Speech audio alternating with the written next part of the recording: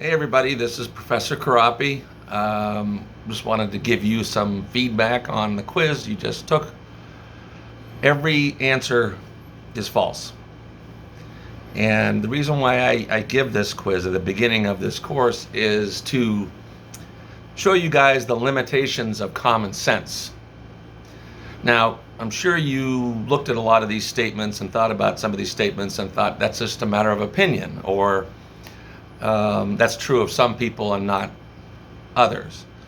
Well, they aren't a matter of opinion because all of these have been studied by legitimate scientific research, and they're all false. However, for just about every one of these statements, there are exceptions to the rule. For example, opposites don't tend to attract. Absence doesn't tend to make the heart grow fonder.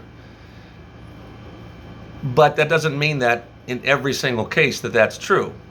So the first big lesson in chapter 1 is going to be that in psychology, the best we can do in terms of truth is true in general. Psychology is not what we would call a black and white, concrete, hard science. When you're talking about all human beings, all of mankind, and the complexity involved there's almost never a one-size-fits-all statement. So the best we can do in psychology is to say things are true in general. A good example would be making a statement, cigarette smoking causes cancer.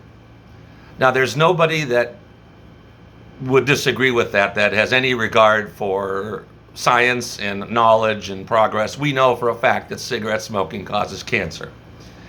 However, so that's true. Cigarette smoking causes cancer. However, that does not mean that everybody that smokes cigarettes gets cancer from them.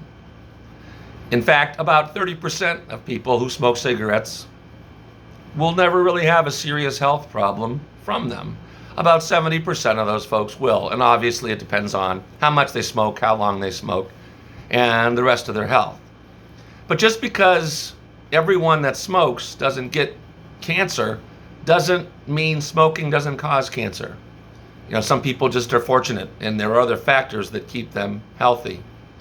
So, when we talk about doing research and finding out the truth about human behavior in chapter 1, we're really talking about, at best, something that's true for most of the people. And obviously, some of these things can change over time, but the answer to every one of those statements in the true-false quiz is false.